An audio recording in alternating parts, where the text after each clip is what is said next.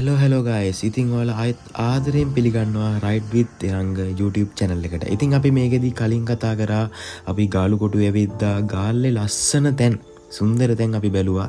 ඉතින් අපි මං කිව්වා අර වීඩියෝ එකේදී අපි යනවා ඊළඟ දවසේ උදෙන්ම පහවදා උදෙන්ම මාතර යනවා කියලා කිව්වා. අපි දැන් මාතර යන්න පිටත් වුණා මේ දවස් උදෙන්ම.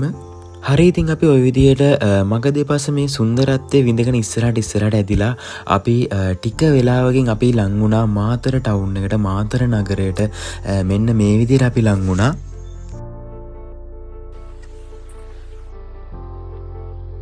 හරි ඉතින් අපි මාතර ටවුන් එකටත් ඔන්න ඔය විදියට ආවා. මාතර නගරය කියන්නේ මාරම ලස්සන නගරයක් මේ දකුණු පළාතේ තියෙන.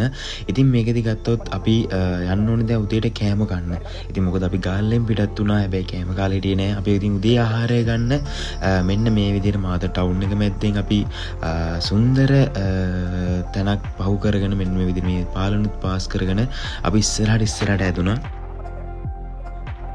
හරි ඉතින් අපි ඔය විදිහට මාතර ටවුන් එකට එද්දී මාතරට පොඩ්ඩක් වැහැලා තියෙනවා. ඉතින් අපි මේ වැස්ස මැද්දම වෙලාවට හැබැයි අපි වැස්සට අහුන්නේ නැහැ. ඉතින් අපි මේ විදිහට ඉස්සරහට යදුණු දැන් ඔයාලට පේන්නේ මේ පරවිදූපත. හැබැයි අපි කෙලින්ම පරවිදූපතට ගියේ නැහැ. අපි ගියා කෙලින්ම දෙවුන්දර තුඩුව බලන්න. අපි බලමු ඒ යන මග අතරතුරේදී මාර ලස්සන ලොකේෂන් එකක් ඔයාලට පේන ඇති මේ වීඩියෝ එකෙන්. දකුණු පැත්තේ ලස්සන මුහුදු වෙරළ තීලයක් ඔයාලට පේන්නේ නැති මාරම ලස්සන ලොකේෂන් එකක් මේක. හරිද අපි මේ සුන්දරත්වයත් විඳගෙන ඉස්සරහට ඇදුනා. ඉතින් අපි කෑමනම් කෑවා උදේට. එතන වීඩියෝ කෑල්ලක්වත් ගන්න බැරි වුණා. විශේෂයෙන් කියන්න ඕන දෙයක් තමයි අපි උදේට කෑම ගත්තේ මාතර ටවුන් එකේම ඒ හරියම තිබ්බ හෙළපොජුන් එකෙන්. ඉතින් අපි මෙච්චර දුර ගෙවාගෙන ආවත් ගමේ කෑම ගමේ රසට හම්බුණා අපිට හෙළපොජුන් එකෙන්. ඉතින් අපි ඒ කෑම එකත් උදේ රස විඳලා ඉවරලා අපි දෙවුන්දර තුඩුව බලා තමා අපි මේ විදියට ඉස්සරහට ඇදුනේ. ඉතින් මේ විදියට බයිකේ කිලෝමීටර් ගාණක් ගෙවාගෙන දුර ආවත් හැබැයි අපිට නම් මහන්සිය කියන දේ දැනුණත් ඒ වුණාට ඒක අපිට ඇඟට ගත්තේ නෑ. මොකද මේ සුන්දරත්වයේ විඳින්න නම් අපි මේ ගමන යන්න වෙනවා. ඉතින් මේක මාරම ලස්සන ගමනක් වුණා අපිට මේකේ ජීවිතේ. අපි දැන් ওই විදිහට ඉස්සරහට ඇදුනේ දෙවුන්දර තුඩුව. ඒතෙන්ද තමයි ලොකේෂන් එකට තමයි මේ විදිහට අපි ඉස්සරහට ඇදුනේ. අපි එතනදී අපේ බයික් එක එතනදී පාක් කරලා ඉවරලා මේ පාරේදී එතනින් උඩට යන්න ඕනේ. ඒ පාරේදී අපි උඩට ගියාම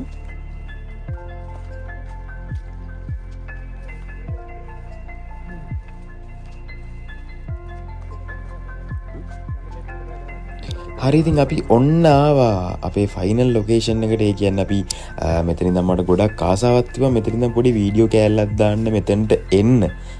බයික් එකේ මෙන්න ලොකු ආසාවක් තිබ්බා. ඉතින් මම ඔන්න ලංකාවේ කොනට දෙවුන්දර තුඩුවට ආවා මෙන්න මේ විදිහට බයික් එකේම. අපි නම් මෙතනට වීඩියෝ එක ගන්න යද්දී ෆොටෝ එකක් ගන්න යද්දී මෙතන ගොඩක් කට්ටිය රැස්වලා හිටියා. අපි හිතුවේ මොකක් හරි කියලා දෙනවා කියලා. හැබැයි බලද්දී කට්ටිය ට්‍රිප් එකක් ඇවිල්ලා එතන මේ බෝඩ් එක ගා ෆොටෝ එකක් ගහනවා.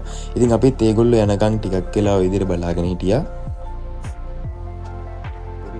හරි ඉතින් ඔන්න අවසානෙට මට මේ තැනට කියන්නේ අපිට මේ තැනට එන්න හම්බුණා ලංකාවේ අවසානයේ දකුණු කෙළවර දෙවුන්දර තුරුවට අපිට එන්න හම්බුණා. ඉතින් මෙතන මාරම ලස්සන ලොකේෂන් එකක්. ඒ වගේම අපිට දැනෙනවා මෙතන දිද්දී ඒ පරිසරයේ සුන්දරත්වයේ සෝභාදහමේ අපිට ගෙනලා දීලා තියෙන දායාද අපිට මෙතනින් බලා ගන්න පුළුවන් මාරම ලස්සනක්. අපි දැන් ඉන්නේ ලංකාවේ දකුණු කෙළවරේ. හරි ඉතින් අපි මෙතන ටිකක් වෙලා ගත කරලා අපි ආවා එතනින් එහාට රුහුණු කැම්පස් එක බලන්න. ඉතින් රුහුණු කැම්පස් එක මට ඇතුළට යන්න පුළුවන් වුණේ. අපේ නංගි කෙනෙක් කැම්පස් එකේ හිටියා. ඉතින් එයත් එක්ක මට කැම්පස් එක ඇතුළට යන්න පුළුවන් වුණා. මෙන්න මේ විදිහට කැම්පස් එක ගැන කියනවා නම් මාරම ලස්සන තැනක්. ඉතින් රුහුණු කැම්පස් එකට ඇතුල් වුණ ගාම තියෙනවා ලස්සන පාලමක්. මේ පාලමට කියනවලු මේගොල්ලෝ සමනල පාලම කියලා. ඉතින් මේ පාලම දිගේ අපි ඉස්සරහට ඇවිල්ලා ඕගොල්ලන්ට බලා ගන්න පුළුවන් වම් අත පැත්තේ තියෙනවා මේගොල්ලන්ගේ ක්‍රීඩා පිට්ටනිය. ඉතින් මේකෙදි අපි මේ කැම්පස් එකේ දිගේ ඉස්සරහට ඇදුනා මේ විදිහට. හරි එහෙනම් ඔයාලා ඔය විදිහට ටික වෙලාවක් රුහුණු කැම්පස් එකේ සුන්දරත්වය ඔය විදිහට අත්විඳින්න.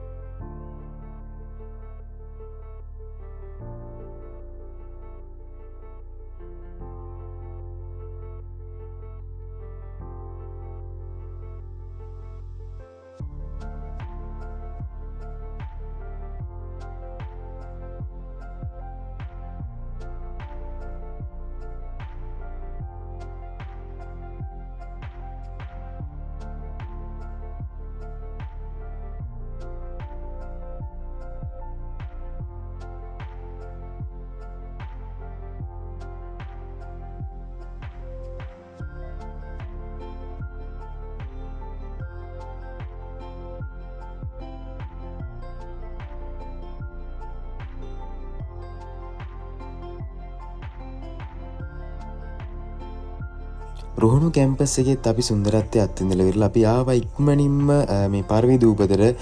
පරවි දූපත කියන්නේ ලස්සන දූපතක්. අපි මෙතන හැබැයි ගොඩක් වෙලා රැඳුනේ නැහැ. මොකද අපේ බෝඩිමට යන්න ඕනලා තිබ්බා අපි මේකෙදී. මොකද අපේ ඇඳුම් ටික එතන තියෙන අපි මෙතනින් චෙක් අවුට් වෙන්න ඕනේ 12 වෙද්දී. එහෙනම් අපිට ආයෙත් අපි බෝඩිමට යන්න පිටත් වුණා. හරි ඉතින් මාතරත් පාස් කරගෙන ගාල්ලත් පාස් කරගෙන ආයෙත් අපි ගෙදර එන්න පිටත් වුණා. ආයෙත් අපි සීනිගම දේවාලය ගාව තමයි දැන් ඉන්නේ. මෙතනදී පණුරක් දාලා හැම අපි මෙතනදී මේ ගමන අවසන් කරනවා මේ විදියට. ඉතින් අපි ඉස්සරහට ඇවිල්ලා ටිකක් නැවතුණා සීනිගම දේවාලේ පහුවෙලා ඇවිල්ලා ටිකක් දුර ඇවිල්ලා නැවතුණා බීම් එකක් බොන්න. ඉතින් මාර ලස්සන ලොකේෂන් එක තමයි නැවතුනේ.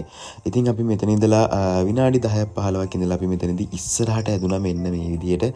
හරි ඉතින් අපි මාතර ආපු ටුවර් එකේ අවසාන වීඩියෝ එක ඊළඟ වීඩියෝ එකකින් පාර්ට් 5 විදිහට අපි ඉස්සරහට දෙනවා. ඉතින් මෙතනදී අපි වැල්ලේ නැවතිලා හිටියා. මට ආපු ඒ වෙලේ ආපු අදහස් ටික මම මේ වෙලාවේදී ප්‍රකාශ කරනවා මෙන්න මේ විදිහට. ජීවිතය කියන්නේ හරි සුන්දර දෙයක්. බලන්න අන්නේ මුළු තීරයට. ඉතින් ඈතින් පේන ඇති ගොඩක් සීනිගම දේවාලය. එහෙනම් මාදු ගඟේ ගියපු ලස්සන වීඩියෝ එක අපි මෙතනින් එහාට අපේ අවසාන වීඩියෝ එක විදිහට පෙන්නනවා. එහෙනම් හැම කෙනෙක්ම එකතු වෙලා ඉන්න අවසාන වීඩියෝ එක බලන්න මේ channel එකේ දකුණට ආපු සුන්දර ගමනේ අවසාන වීඩියෝ එක. ඉතින් මේකෙදි හැම කෙනෙක්ටම බොහොම ස්තුතියි මෙච්චරලා මේ වීඩියෝ එක බලපු කෙනෙක්ට. එහෙනම් සෙට් වෙලා ඉන්න දකුණු රටේ අපි ගියපු අවසාන ලොකේෂන් එක බලන්න. එහෙනම් ජය වේවා හැම කෙනෙක්ට.